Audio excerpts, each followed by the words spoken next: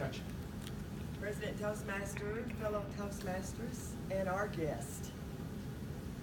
Burn your ships!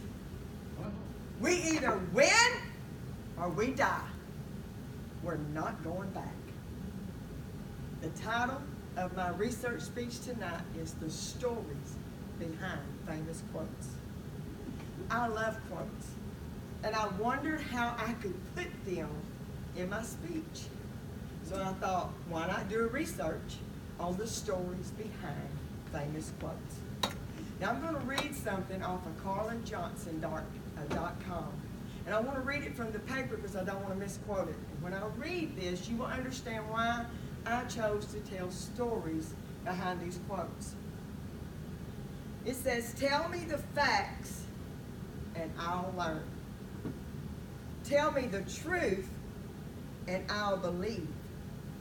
But tell me a story and it'll live in my heart forever. That is a Native American proverb.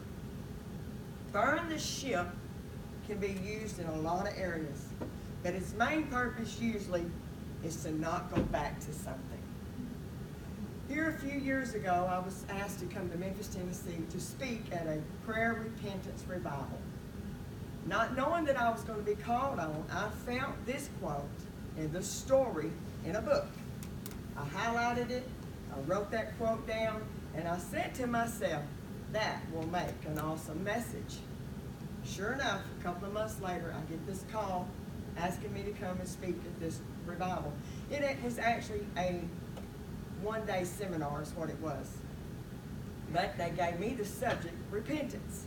And repentance means to quit doing something and not go back to it.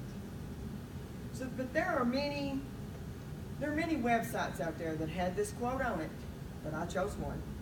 It's travisrobertson.com. And it said there was a Spanish conqueror by the name of Cortez that took a fleet of ships, about 600 or 700 men, and sailed across the ocean to a land that we call Mexico today. But at that time, that land was full of gold, and Cortez, he intended to have it. Now, it's told that when they got there, and they got all the men off the ship, they got their horses, their guns, their supplies, and they got to the land. That Cortez looked at his men, and he said, burn the ships because we're not going back. So if you wanted to use burn the ship on a personal basis, you might say, I'm not eating no more sweets, and I'm not drinking no more sodas. We're getting them out of the house. We're going to burn that ship. If you use this quote in a business or an organization, you might say, we're going to eliminate some dead weight. We're fixing to remove some people and get them out of the way because they're hindering the progress. So we burn those ships. I want to share a couple more quotes with you this afternoon.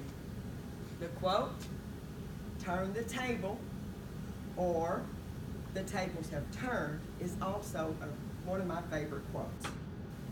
On the website phrases.org.uk states the meaning of turn the tables is reversing the positions of adversaries. The phrase derives from playing board games. Once the loser starts winning, then the tables have turned.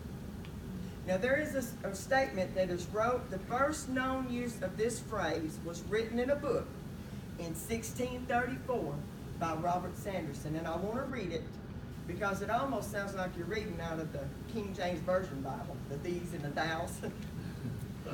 But I wanted to read it so I wouldn't misquote it.